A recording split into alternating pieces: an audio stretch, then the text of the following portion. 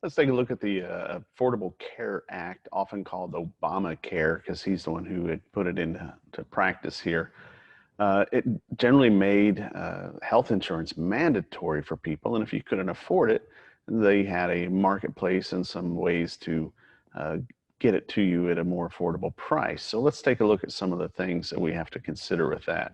So basically, what the Affordable Care Act is, it made health insurance mandatory. And so this is a form that we got that proved to everybody that you and your dependents were covered for all the months. And so it would check off and show you that you're covered all year long by this health insurance plan. This is called minimum essential coverage, MEC.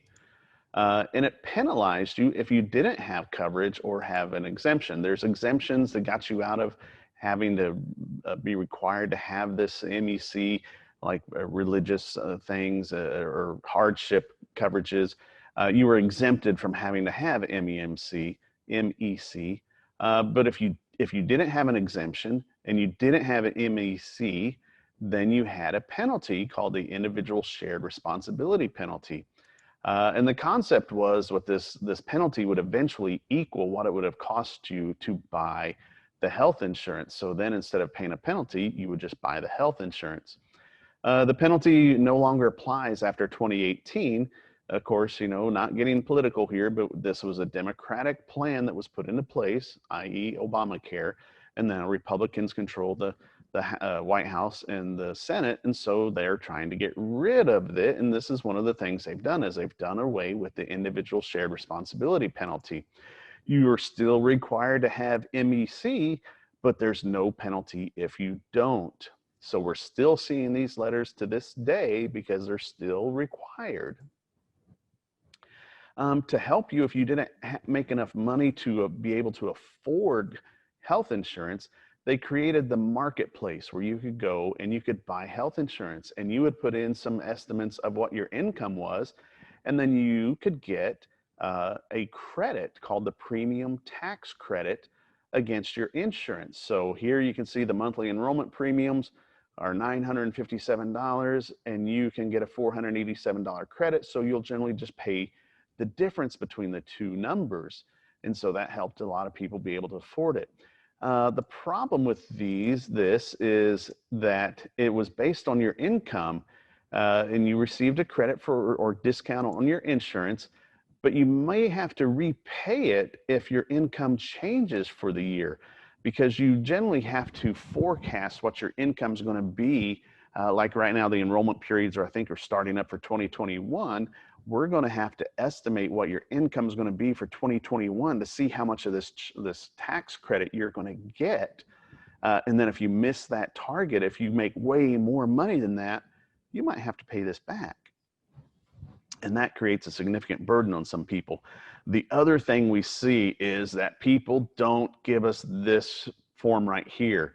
So if you bought health insurance through the marketplace and you got some premium tax credit, if we don't report these numbers on your tax return, you're going to get a love letter from the IRS saying, hey, I don't know if you need to repay some of this because you didn't put in all the proper forms. So before we process your refund, we're going to want to see this form and I believe it's the 8962 that goes with this form.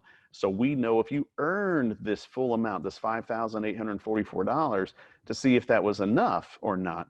If your income was lower than what you anticipated, you might qualify for more premium tax credit. And if your income was higher, you would qualify for less premium tax credit and therefore have to repay some of it. So if you got this form and don't fill out the appropriate forms, you're not going to get your refund back until the IRS can process this form for you. I don't know why they make it like that. They get this form, so why don't they just calculate it for you? But they don't. They make us to do it. So that's where we're at right now. With this being an election year, who knows what's going to happen? If the Republicans maintain control, then we're probably going to continue on this path of trying to phase out this Obamacare that they're after. And if Democrats regain control, then they'll probably try to put this back into place and probably put this this the individual shared responsibility penalty back into place to encourage people to get the insurance. I mean, if you're going to have a $5,000 penalty, why don't you, excuse me, it wouldn't be $5,000. If you're going to have a penalty equal to what it costs you to get insurance, why not buy the insurance? Seems to be like a smart idea. I don't know. The problem comes into play when people don't get the insurance and they have this penalty. It can be a huge penalty. There at the end, before it phased out in 2018, we were seeing penalties of, $1,600 or so. And so that was becoming a big burden to some people. So Obamacare and qualifying for it online is a very complex item. We're just looking at the tax consequences. Definitely not trying to tell you how to go out and buy insurance on the marketplace.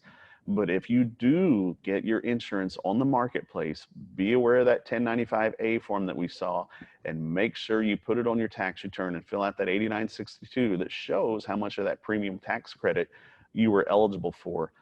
This is one of the biggest things I see these days that's causing me to amend tax returns. I did the tax return right based on the information I was given, but I wasn't given that 1095A, and so we've e-filed it.